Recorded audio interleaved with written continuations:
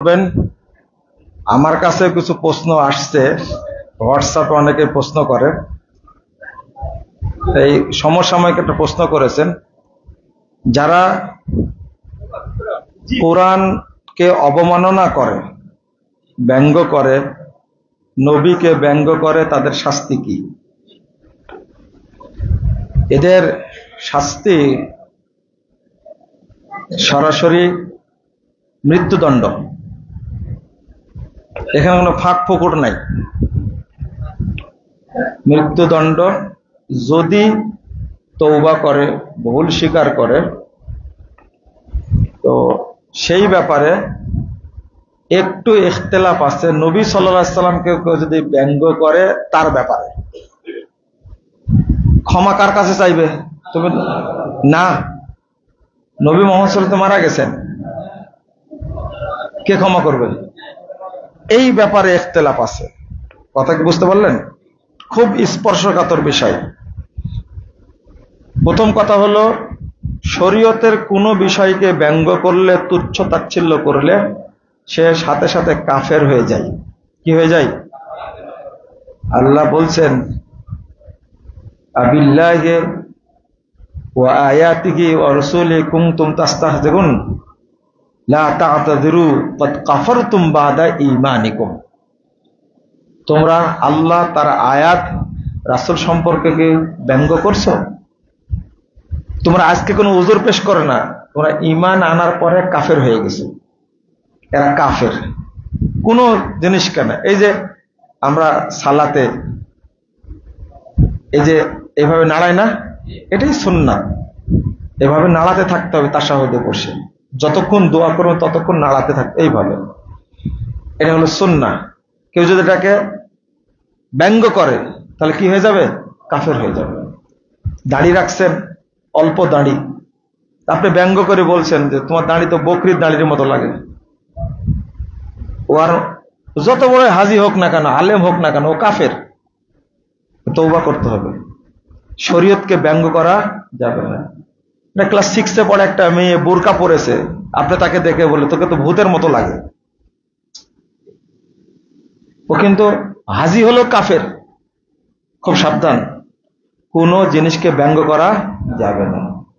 এই যে কোরআনকে নিয়ে যেটা হচ্ছে বর্তমান বাংলাদেশে, রাজনৈতিক দলগুলো সব চুপ। কেন জানেন? ও যে অমুসলিম, ভোটের কারণে কোনো কথা বলছে না। এদের নিয়ে আপনি ইসলামের ভাবটা কি আপনি চিন্তা করেন? অন্তত কথা বলবে তো এটা ঠিক হয়নি, তাকে গ্রেফতার করা হোক, তদন্ত করা হোক। সব দল কিন্তু চুপ। এই ইসলামে আমরা পোষণ করি, তাই না? কোরআন কালামুল্লাহ, এটা আল্লাহর কালাম। এত বড় মর্যাদাবান গ্রন্থ, তাকে নিয়ে ব্যঙ্গ করে, এই যে মানে অপমান করে, কোন মুসলিমের চুপ থাকা উচিত না। তার শাস্তি হতে হবে। একজন বলছে মানসিক রোগী, তো মানসিক রোগী হলে তো বিশ্ববিদ্যালয় কেন? ও পাবনায় থাকবে, তাই না? তাহলে বাঁচানোর চেষ্টা আর কি। এইরকম বহু লোক আছে যে ইসলামকে ব্যঙ্গ করে। এরকম রাজশাহী বিশ্ববিদ্যালয়, ঢাকা বিশ্ববিদ্যালয়, চিটাগাং বিশ্ববিদ্যালয়, কুষ্টিয়া বিশ্ববিদ্যালয়ে মানে শত শত নাস্তিক কাফের বসবাস করছে, জানেন? এরা ইসলামকে সহ্য করতে পারে না। জন্ম ওদের মুসলিমদের ঘরে, খায় মুসলিমদের, কিন্তু আকীদা পোষণ করে কি? নাস্তিকের। এদের বেঁচে থাকার সুযোগ নাই। কথা বুঝতে পারলেন? এরা যেভাবে কোরআন হাদিসকে ব্যঙ্গ করে, মানে আমরা যদি সচেতন না হই তাহলে এদের সংখ্যা আরো বাড়তেই থাকবে, বাড়তেই থাকবে। আল্লাহ যেন এদেরকে ধ্বংস করেন, বলেন আমিন। এদের জন্য ভালো দোয়া করার কোনো সুযোগ নাই, কোনো সুযোগ নাই। এক শ্রেণীর মহিলা আছে সারা বাংলাদেশ থেকে যেন ইসলাম তুলে দেওয়া যায়, নিজেরাই ন্যাংটা হয়ে গেছে এই উদ্দেশ্যে। এদের জন্য বদদোয়া করবেন, আল্লাহ যেন এদেরকে ধ্বংস করেন। রাসূল সাল্লাল্লাহু আলাইহি ওয়াসাল্লাম বলছেন, ইলআনু হুন্না ফাইন্নাহুন্না মালুনাত। তোমরা এদের উপরে অভিশাপ দাও, বলতে হবে আল্লাহ তুমি এদেরকে ধ্বংস করো। এইভাবে বদদোয়া করতে হবে। মনে থাকবে? জাযাকুমুল্লাহ খায়রান।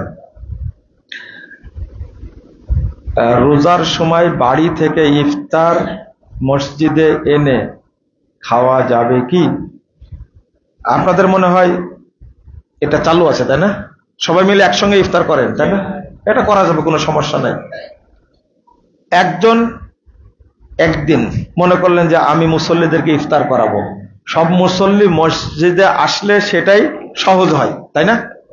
এই কাজটা সহজ হয় যদি সবাই মসজিদে আসে এবং খাওয়াতে পারবেন। বরং নেকিপূর্ণ কাজ এটা, নেকিপূর্ণ কাজ এটা। কারণ আপনি সিয়াম পালন করে যে নেকিটা পাবেন, সবাইকে যতজনকে ইফতার করাবেন সমপরিমাণ নেকি, প্রত্যেকের সিয়ামের নেকি আপনাকে দেওয়া হবে। এটা তো হাদিস। আবার মনে করেন না যে আমার নেকিটা তাকে দেওয়া হলো, না, এটা ভুল। আপনার নেকি কমানো হবে না, ইফতার করানোর কারণে সমপরিমাণ নেকি তাকে দেওয়া হবে যিনি ইফতার করিয়েছেন।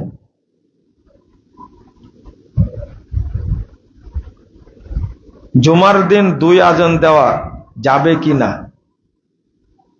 আমি এই ব্যাপারে সালাতের বইয়ের মধ্যে লিখে দিয়েছি, জানাই দিয়েছি। ছোট্ট লাইন, ওসমান রাদিয়াল্লাহু আনহু যে কারণে দিয়েছিলেন 2 আজান, ওই কারণ যদি থাকে দিবেন, ঠিক আছে? আমরা তো খলিফাদের সুন্নাত মানি, 1।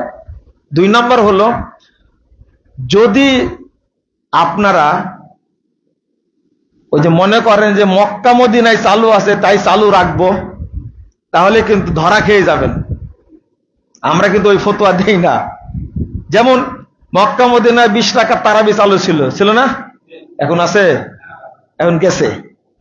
যারা ফতোয়া দিয়েছেন এর আগে যে মক্কা মদিনায় চালু আছে যেহেতু পড়া যায়, জায়েজ, 8 রাকাত পড়াই ভালো, তো 20 টাকা তো পড়া যাবে, তাদের ফতোয়া কোথায় গেল?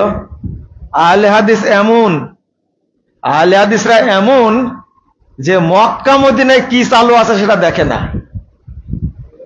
ওরা দেখে দলিল। কারণ এই যে নরম কথা বলতেন আপনারা, 54 বছর পরে ইফতারির সাথে আরো 3 মিনিট যোগ করা, এই সিস্টেম ছিল না? গতবার থেকে কি আউট। কিন্তু এতদিন কি আহলে হাদিসরা জায়েজ বলেছে? কোনদিন না। আহলে হাদিস তার জায়গাতেই আছে। 54 বছর পরে সরকারি ভাবে এটা কি করে দেওয়া হলো? ডিলিট করে দেওয়া হলো। 654 না 56 বছর এই কাবায় 4 মুসাল্লা ছিল, 1-2 দিন নাই, 4 মুসাল্লা ছিল। আহলে হাদিসরা কোনদিন জায়েজ বলেছে এটাকে? ওখানে নামাজ পড়েছে? কোনদিন না। কাবায় চালু ছিল 4 মুসাল্লা। হানাফির এক সময় নামাজ পড়তে একই সালাত, হানাফির এক সময়ে, শাফির এক সময়ে, হাম্বলের এক সময়ে, মালিকের এক সময় পড়তে একই সালাত। জহর সালাত 4 বার হয়েছে, আসর সালাত 4 বার হয়েছে। চিন্তা করেন, আহলে হাদিসরা কোনদিন এটাকে জায়েজ মনে করেন। 1343 হিজরিতে এসে, 1343 হিজরি, আজকে 100 কয় বছর হলো? 2 বছর। এই 4 মুসাল্লাকে উৎখাত করে দিলেন মালিক সৌদ। উৎখাত করে কি শেষ? কয় মুসাল্লা? 1 মুসাল্লা। আহলে হাদিসরা আহলে হাদিসের জায়গায় আছে। বহুদিন যাবত, প্রায় 1000 বছর যাবত চালু ছিল 20 রাকাত। এখন কি গেছে? আহলে হাদিসরা কোনদিন এটা কি বলেনি। এই 2 আজানও আরো অনেক, যেমন নবী সাল্লাল্লাহু আলাইহি ওয়াসাল্লামের কবরের উপরে গম্বুজ করে আছে না? এই গম্বুজ একদিন ধ্বংস হবে ইনশাআল্লাহ। তাই বলে আমরা জায়েজ বলবো না? হতে পারে না। এক সময় যখন থাকবে না, তখন আপনি কি করবেন? হাদিসের পথে থাকেন, আল্লাহ আপনাকে সম্মানিত করবেন ইনশাআল্লাহ। দোয়াও কবুল হয়। আল্লামা আলবানী রাহিমাহুল্লাহ সালাতুত তারাবি বইয়ের মধ্যে লিখে গেছেন, মক্কা মদিনায় চালু আছে, এর পরেও লিখে গেছেন, আজকে আলবানী রাহিমাহুল্লাহ মারা গেছেন 99 সালে, আর 20 বছর পরে এসে আল্লাহ তার লেখাটা কবুল করলেন। মক্কা মদিনা থেকে 20 রাকাত বিদায় নিয়েছে। কয় রাকাত হয় এখন? আল্লাহু আকবার। আল্লাহই ভাবে, হ্যাঁ? না না, এটা ওপেন, এটা বললে হলো বেদাতিরা। অতএব হাদিসের পথে থাকেন, চালু আছে অনেক মসজিদে, চালু আছে অনেক মসজিদে, আপনার হাদিসের পথে থাকলে কোনো সমস্যা নেই। এক আজানি রাসূল সাল্লাল্লাহু আলাইহি ওয়াসাল্লাম দিয়েছেন, আবু বকর রাদিয়াল্লাহু আনহু, ওমর রাদিয়াল্লাহু আনহু, উসমান রাদিয়াল্লাহু আনহু দিয়েছেন। শেষ দিকে এসে তিনি শুধু একটা মসজিদে চালু করেছিলেন, মসজিদ নববীতে সাইডে আজান দিতেন জাওরা নামক বাজারে, তার মুসল্লি যেন আসতে পারে। এটা তার ইজতিহাদ, কি তার ইজতিহাদ। জাযাকুমুল্লাহ খাইরান। শেষ। আমরা জানি জুমাবারে কেউ সর্বপ্রথম মসজিদে উপস্থিত হলে তিনি উট কুরবানির সওয়াব পাবেন।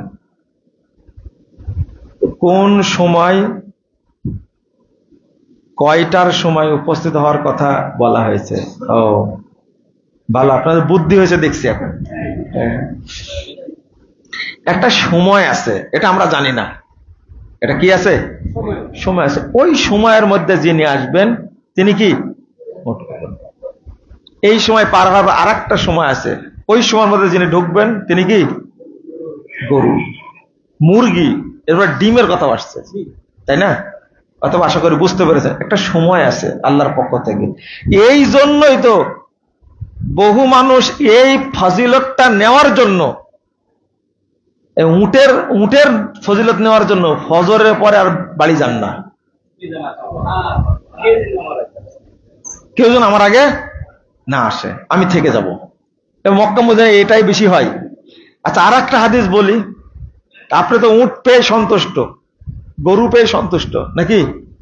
কিন্তু একটা হাদিস আসছে, রাসূল সাল্লাল্লাহু আলাইহি ওয়াসাল্লাম বলছেন, যে ব্যক্তি জুমার দিন সকাল সকাল মসজিদে আসবেন আল্লাহ তাকে জান্নাত দেবে। কথা বুঝতে পারলেন? আল্লাহ তাকে জান্নাত দিবেন। তার উটে সন্তুষ্ট না জান্নাতে সন্তুষ্ট? জান্নাতে। অতএব এখন আপনারা উটের মধ্যে আছেন। আঙ্কেল ঠিক আছে, এখনো উটের মধ্যে আছে, তাহলে যে আগে যাই, তাই না? তো আমি আঙ্কেলকে জিজ্ঞেস করছি, তো আপনাদের বলবো যে আপনারা ওই হাদিসটা পালন করলে উটও হলো, গরু হলো, ছাগলও হলো, আগে যান না তারপরে এইগুলো। তো চেষ্টা করবো। রাসূল সাল্লাল্লাহু আলাইহি ওয়াসাল্লাম বলছেন, মান রাহা ইয়াউমাল জুমআ, আল্লাহু আকবার, যে ব্যক্তি জুমার দিনে আগে ভাগে আসবে আল্লাহ ওয়াদা করেছেন আমি তাকে জান্নাতে দেব, জান্নাতে রাখবো। আল্লাহ যেন তৌফিক দান করেন, আমিন। হ্যাঁ,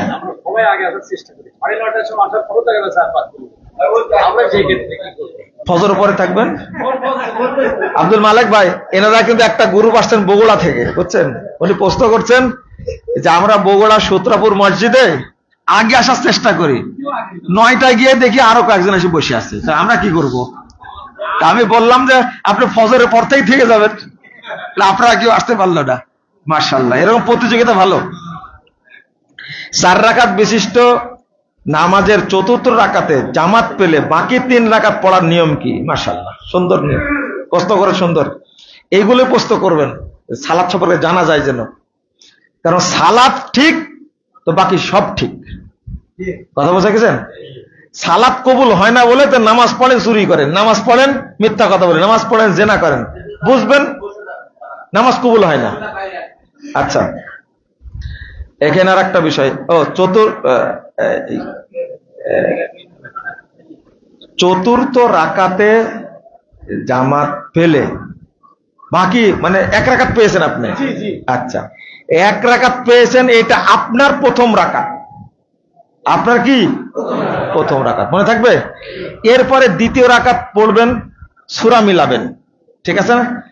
তাশাহুদ পড়লেন, এরপর উঠে আপনার মতো 2 রাকাত পড়বেন, ঠিক হয়েছে? অস্পষ্ট থাকলো কি না? 2 রাকাত পেলেন, কয় রাকাত? আপনি জামাতে 2 রাকাত পেয়েছেন, আর কয় রাকাত পড়বেন? কিভাবে পড়বেন? শুধু সূরা ফাতিহা। এই তো, তাহলে আপনার পুরো সালাতটাই কার উপর দিয়ে হয়ে গেল? ফাতিহা দিয়ে হয়ে গেল। মানে শেষ 2 রাকাত পেয়েছেন, শুধু পড়েছেন কি? সূরা ফাতিহা। আপনি শেষ 2 রাকাত পড়লেন পরবর্তীতে কি দিয়ে? সূরা ফাতিহা দিয়ে। তাহলে পুরো সালাতটা কি হলো? সহিহ বুখারী হাদিস, সূরা ফাতিহা, শুধু সূরা ফাতিহা পড়লেও সালাত হয়ে যায়। ও, আর একটা প্রশ্ন করে, শুধু একটা সেজদা পেয়েছি, তখন কি করব? একটা সেজদা পড়লে পুরো সালাত পড়বেন আপনি? না না, একটা সেজদা বলে একটাই করবেন, ইমামের অনুসরণ, ওটা ইমামের অনুসরণ। এরপরে আপনার মতো করে সালাত আদায় করবেন। খুব সুন্দর, জাযাকুমুল্লাহ খায়রান। রুকু পেলে রাকাত হবে। মনে করেন এসে যে ইমাম রুকু করছেন, আপনি রুকু পেয়ে গেলেন, রুকু পেলে রাকাত হবে, এই মর্মে বড় বড় আলেমদের, সৌদি আলেমদের মধ্যে কোনো ইখতিলাফ নেই। বাংলাদেশে কোন আলেম বলেন এটা, তাহলে বুঝেন। অতএব রুকু পেলে রাকাত হয়ে যাবে। এখন প্রশ্ন করবেন, সূরা ফাতিহা পড়া হলো না যে? যদি শরীয়ত অনুমোদন দেয় রুকু পেলে রাকাত হবে, তা আপনার এই প্রশ্ন করার কোনো দরকার আছে? এক, রাসূল সাল্লাল্লাহু আলাইহি ওয়াসাল্লাম বলছেন, যে ব্যক্তি কিছুই জানে না, ওই ব্যক্তি শুধু পড়বে, হাত বেঁধেও পড়বে সুবহানাল্লাহ আলহামদুলিল্লাহ ওয়া লা ইলাহা ইল্লাল্লাহু আকবার, রুকু দিকেও পড়বে সুবহানাল্লাহ আলহামদুলিল্লাহ আল্লাহু আকবার, ও তো সূরা ফাতিহা হলো না, তাহলে নামাজ হবে না কেন? এটা হলো রুকুর মান রাসূল সাল্লাল্লাহু আলাইহি ওয়াসাল্লাম অনুমোদন দিয়েছেন, তা আপনি প্রশ্ন করবেন কেন? আচ্ছা, সেজদা না করলে কি নামাজ হবে? যে অসুস্থ, ও রুকু করতে পারে না, বসে থাকতে পারে না, শুয়ে আছে, ও কি করে হবে? ওর ক্ষেত্রে ঠিকই যে ব্যক্তি রুকু পেয়েছে, ওর ক্ষেত্রে সূরা ফাতিহা না পড়লেও সালাত হবে। পরিষ্কার হয়েছে? জাযাকুমুল্লাহ খায়রান। মসজিদে জামাতে এক রাকাতের কমপক্ষে কোন অংশে যোগ দিলে ওই রাকাতটা পুরা হয়েছে বোঝা যাবে? কিছুক্ষণ আগে বললাম যেটা, এটাই। খুব চালাক তো দেখছি মুসল্লি, কে লিখছেন এটা? দারুণ ব্যাপার তো দেখতেছি। ভালো, আপনি প্রশ্নগুলো ভালো করেছেন। এখানে একটা প্রশ্নের উত্তর আপনাদের দিইনি। মনে করেন আপনার মনে হচ্ছে সেজদা একটা হলো না দুইটা হলো, তখন কি করবেন? বুড়াদের বেশি হয় এটা। আঙ্কেল আপনাকে বলিনি কিন্তু, আর একটা দিয়ে নেবেন শেষে, সালামের আগে আর একটা দিয়ে নেবেন। হবে না, হবে না। যদি সন্দেহ হয় সেজদা আমার একটা হলো না দুইটা হলো, তাহলে পুরো আর একটা রাকাত পড়া লাগবে। না না না, ঘুরে বলতে সারাদিন করে আসলাম সারা জীবনে, এখন বলতেছে কথা। এই জন্য বলি যে জেনে আমল করতে হবে। যদি কারো মনে হয় রুকু করলাম না, রুকু ছুটে গেল না, সন্দেহ হলে আর এক রাকাত পড়া লাগবে। সেজদা একটা হলো না দুইটা হলো, যদি সন্দেহ হয় তাহলে আবার আর এক রাকাত পূর্ণ পড়া লাগবে। এরপরে সহু সেজদা। কখন করতে হবে? আচ্ছা, সহু সেজদা করা লাগবে। হ্যাঁ বলছি, এই যে তাশাহুদের ক্ষেত্রে আপনার যদি কি হয়, সন্দেহ হয়, উঠে গেলেন, আপনি উঠে গেছেন, তখন আপনি সহু সেজদা দিবেন। এক, আর কি সেজদা ছুটে গেছে মানে রুকুন ছুটে গেছে। কি ছুটে গেছে? রুকুন ছুটে যাওয়ার কারণে পুরো রাকাতটা কি করা লাগবে? পড়া লাগবে। আর একটা সহু সেজদার নিয়ম হলো যে 4 রাকাত হলো না 3 রাকাত হলো, 4 রাকাত হলো না 3 রাকাত হলো, তখন কি করতে হবে? আপনি না, কমের উপরে সিদ্ধান্ত নেবেন। কতের উপরে? কমের উপরে সিদ্ধান্ত নেবেন, নিয়ে কি আর রাকাত পড়বেন, পড়ে সহু সেজদা দিবেন, তারপর সালাম ফেরাবেন। আর একটা আছে,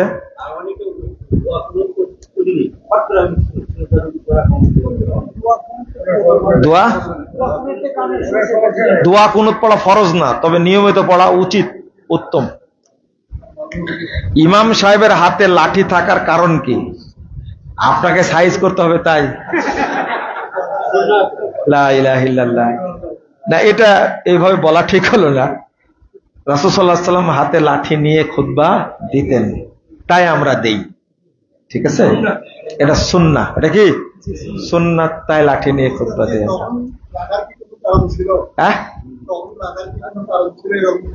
এরকম যেহেতু একটা মূলনীতি হলো, যে বিষয়ে সাহাবীরা প্রশ্ন করেননি ওই বিষয়ে আপনারা প্রশ্ন করতে পারবেন না। যেমন আপনি প্রশ্ন করবেন, আচ্ছা ছাগলের গোশত খেলে ওযু করা লাগে না, গরুর গোশত খেলে উঠে করা লাগে না, তো উটের গোশত খেলে ওযু করা লাগবে কেন? প্রশ্ন করবেন না আপনারা? কি কারণ? ওযু কি নষ্ট হয়ে যায়? শেষ। সাহাবীরা এই মর্মে কোনো প্রশ্ন করেননি, আমরাও করব না, এটা আল্লাহ ভালো জানেন। এখন যদি বলেন আলিফ লাম মিম এর অর্থ কি?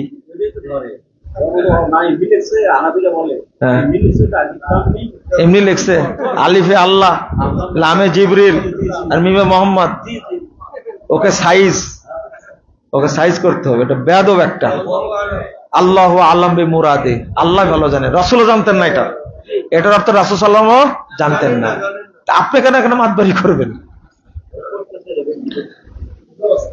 আমরা গ্রাম্য মহিলারা সাধারণত কোরআন খতম দেওয়াকে বেশি প্রাধান্য দেই, কিন্তু কোরআনে বিশেষ বিশেষ সূরা, যেমন সূরা ইয়াসিন, সূরা রহমান, সূরা ওয়াকিয়া বা সূরা মুলক, এই সূরাগুলোকেই বেশি প্রাধান্য দিতে হবে।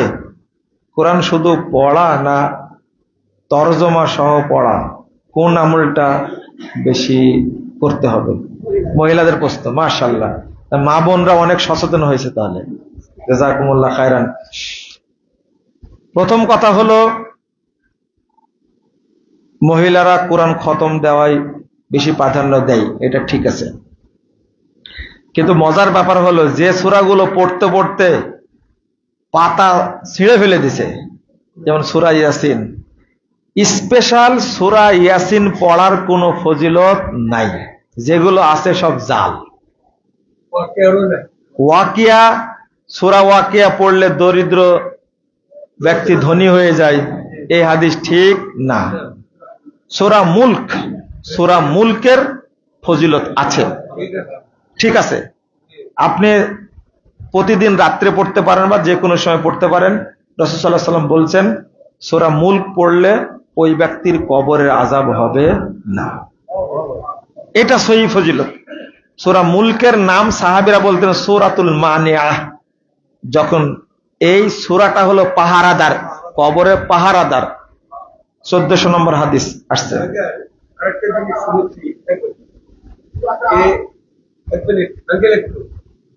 যে ব্যক্তি সূরায়ে মুলক পড়বে, তার কিয়ামতের দিনে এই পাঠক ব্যক্তিকে সূরায়ে মুলক আল্লাহর সাথে বাদ বিতণ্ডা করতে করতে তাকে জান্নাতে নেবে।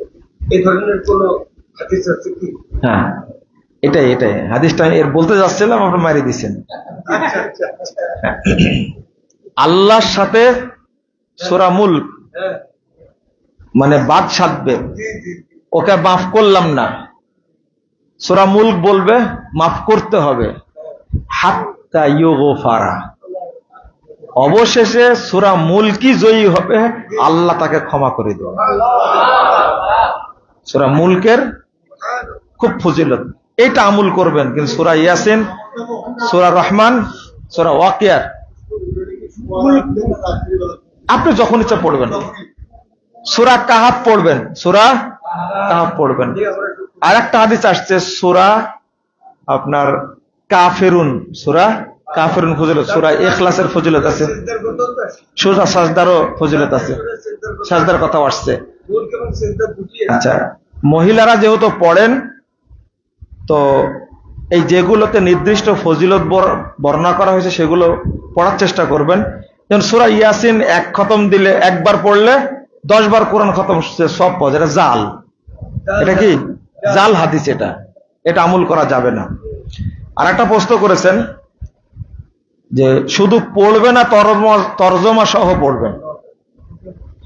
আপনাদের নসিহত থাকবে, রমাজান মাস যখন আসবে তখন আপনারা বেশি বেশি তেলাওয়াত করবেন।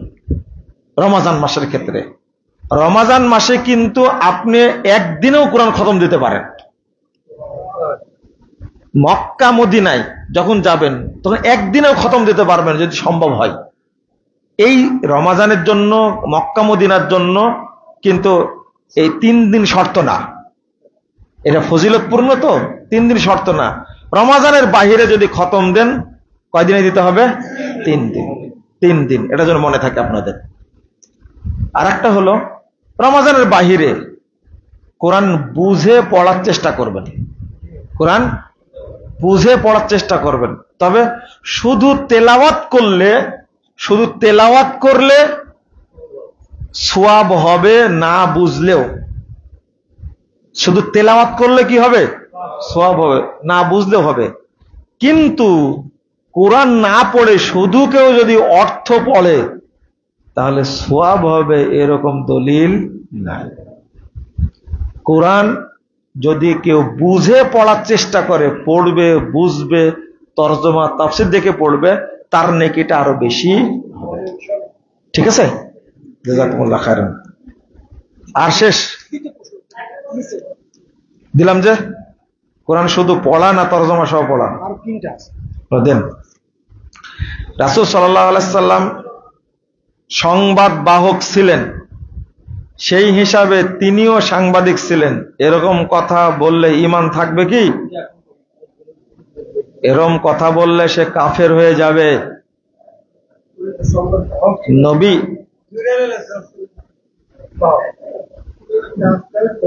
নবী শব্দের অর্থ হলো মানে খবর।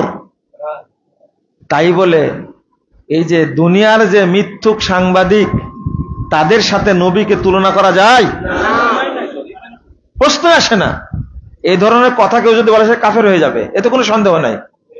আপনারা এমন পর্যায়ে নিয়ে গেছেন এই বাজে কথা বলতে বলতে।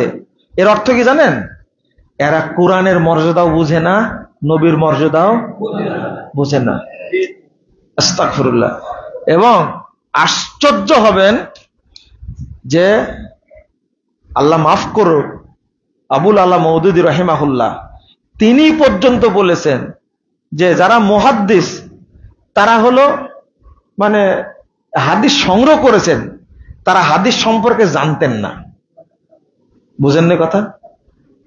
যেমন যারা ফার্মেসি, তারা ওষুধ রাখে, কিন্তু কোন ওষুধ কোন কাজে লাগে, মানে একজন মুহাদ্দিসগণকে এইভাবে কথা বলা যায়? গুড়াই গলদ এইভাবে আস্পর্ধা দেখাতে হয় না। কোরআন সুন্নাহকে নিয়ে এইভাবে খেলা করতে হয় না। আল্লাহ যেন আমাদের বুঝার তৌফিক দান করেন। বর্তমানে দেশের প্রেক্ষাপট অনুযায়ী আগামী নির্বাচনে জামাত ইসলামী প্রতিষ্ঠার জন্য ভোট দেওয়া যাবে কি?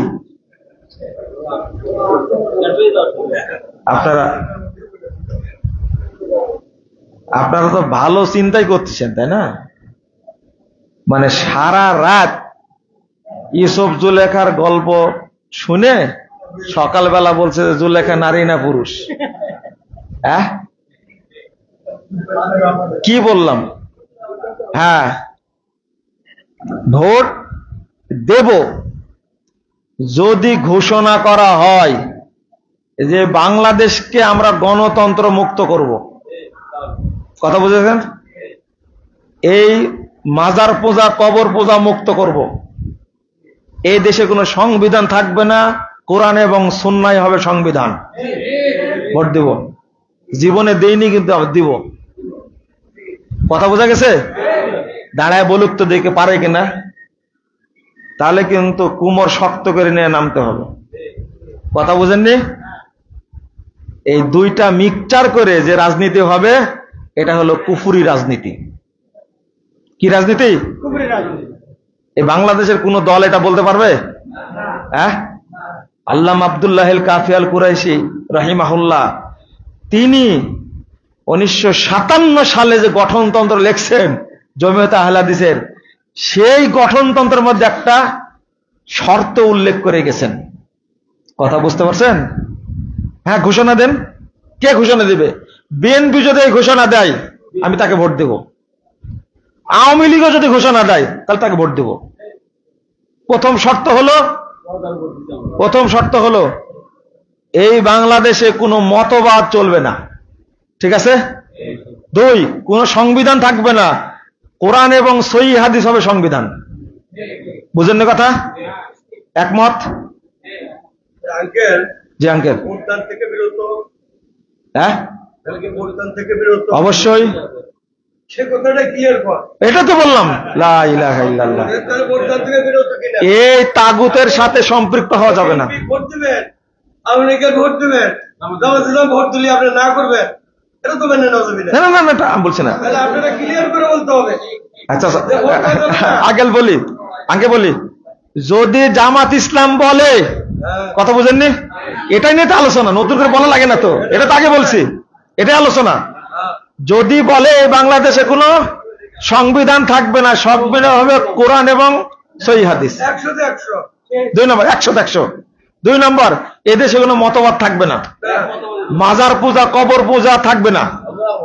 এই শর্তগুলো উপস্থাপনা আমি আগে ভোট দেবো জামাত ইসলামকে ইনশাআল্লাহ। 2 নম্বর শুধু ওইটা না, যে জামাত ইসলামের লোক যদি কি বলে, বিএনপির লোক যদি শর্ত দেয় যে ঠিক আছে এগুলো সব উৎখাত করো, এই শর্ত যদি দেয়, না না না না অত সহজে আপনারা বুঝেন এটা। আমরা জানি গণতন্ত্র হারাম, কিন্তু বাংলাদেশে বর্তমানে যে অবস্থা, এখানে আমরা কোন দলকে সাপোর্ট করব? সবাই মূর্তি পূজা করছে, আপনি কাকে সাপোর্ট করবেন? উত্তর দেন, ওটা গণতন্ত্র বাদ। এইটা বুঝেন না? ইমাম আলবানী রাহিমাহুল্লাহ বলছেন বর্তমান যুগে রাজনীতি না করাটাই বড় রাজনীতি। আমার কথা বললাম না।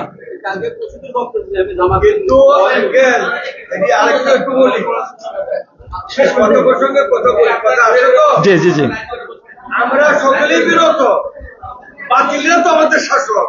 হ্যাঁ তাদের তো আমরা এখন করতে পারছি না। এই তো আঙ্কেল এই কথাটাই বলছি, আমরা এই সূত্রের উপরে ঐক্যবদ্ধ হলে আমরা সবাই ভোটে অংশগ্রহণ করব। আমরা তো আমরা হচ্ছে কি জি ইসলামী যারা ইমান আমল, হ্যাঁ জি, আমরা যারা ইমান আমল করি তারা ভোট থেকে বিরত, অথচ বাতিলের ইলেকশন দিয়া জি বাতিল বিজয়ী হয়, জি জি জি জি বাতিলের কথা আমাদের চালু করে দিচ্ছে। জি এখন এই জন্যই বলছি, আমরা যদি আলেম ওলামা এই মর্মে একমত হই তাহলে জি চেষ্টা চালাচ্ছি, আলহামদুলিল্লাহ আমরা চেষ্টা চালাচ্ছি, অবশ্যই চেষ্টা চালাচ্ছি। জি জি